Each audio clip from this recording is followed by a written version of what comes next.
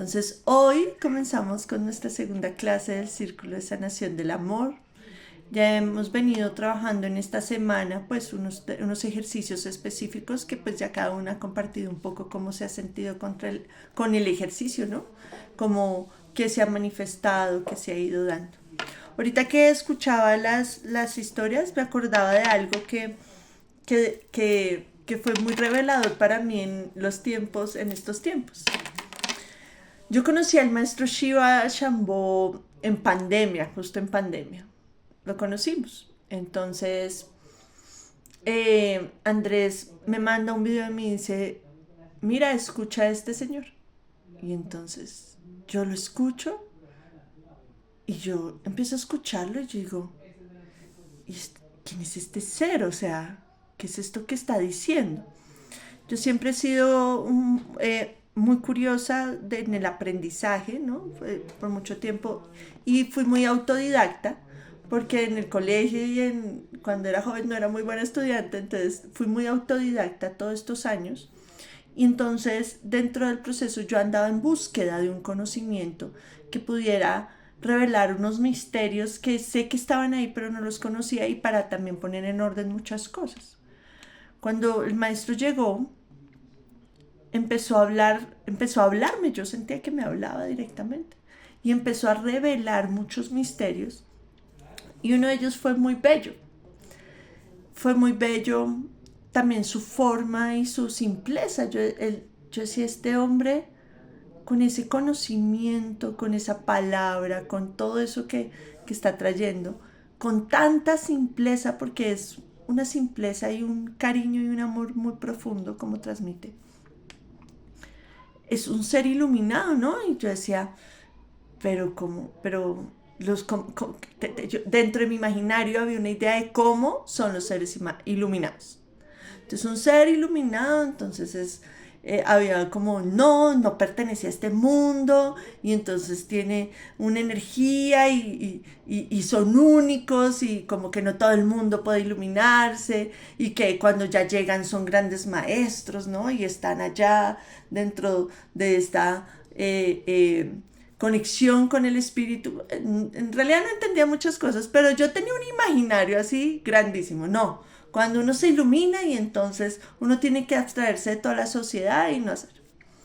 Y un día en una charla él dijo, hablando un poco sobre eso, dice, una persona despierta, totalmente despierta, libre de toda emoción que no, con emociones de densidades, libre de toda emoción de densidades, que ha logrado su verdadero despertar de conciencia, pasa desapercibido en el mundo. Y yo, ¿cómo así?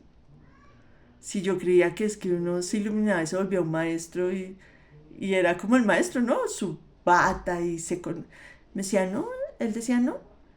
Una persona iluminada que en realidad haya hecho su proceso de iluminación verdadero, completo, pasa desapercibido en el mundo. Y yo decía, pero ¿y por qué? Pues si supuestamente ya se ha convertido en un ser iluminado y tenemos estas ideas pues de Jesús, de Buda, de los grandes maestros de la India, de incluso de él. Y para mí eso fue muy importante, porque entendí que parte de lo que estaba pasando dentro de mi imaginario sobre los procesos de espiritualidad y despertar es que había demasiada arrogancia. Creí que cuando uno se despertaba se convertía en un ser que llenaba estadios, ¿sí? Y sí, pero no es el propósito. Él después decía que una persona, que hoy en día todos los seres de este planeta podemos alcanzar la iluminación. Eso ya no es un tema de unos pocos.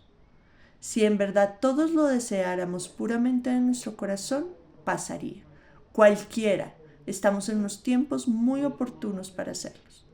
Para entender, para poder hacer el camino de la iluminación y despertar a la conciencia divina, culminar el proceso del despertar. Y decía que cuando una persona llega ahí, es guiado por la conciencia. Entonces yo empecé a escuchar una cantidad de historias de, y que ha habido muchos seres iluminados y despiertos en esta tierra. Que, que creíamos que eran pocos, en realidad han sido bastantes. No tantos como podríamos ser ahorita, pero han sido muchos. Y que la conciencia de esa persona le decía, la persona se iluminó, despertó a la conciencia completa y esa persona hacía velas en su vida antes de iluminarse y la conciencia le decía, siga haciendo velas. Y la persona consciente, despierta, continuaba en su proceso de hacer velas. A otro le decía, va a entregar la palabra para ayudar a otros. Y entonces la persona empezaba a entregar la palabra. Y así le pasó a él, ¿no? Él se iluminó y dentro del proceso de iluminación, y él tenía un perro y lo único que hacía era sacar al perro a hacer chichi y volver a su casa a estado de conciencia. Y un día la conciencia le dijo, tiene que empezar a tal. Y él le hizo caso a la conciencia y la conciencia lo ha llevado hasta donde está.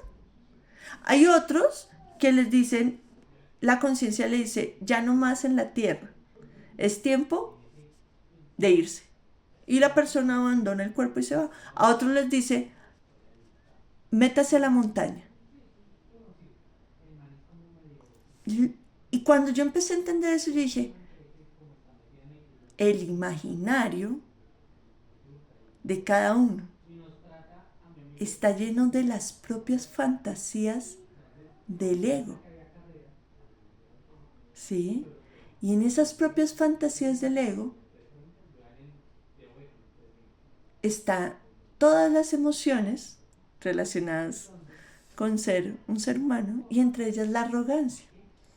Y entonces también está dentro de nuestras fantasías, ¿no? Cómo imaginamos o fantaseamos qué es el amor, qué es la misericordia, qué es la alegría. Son fantasías.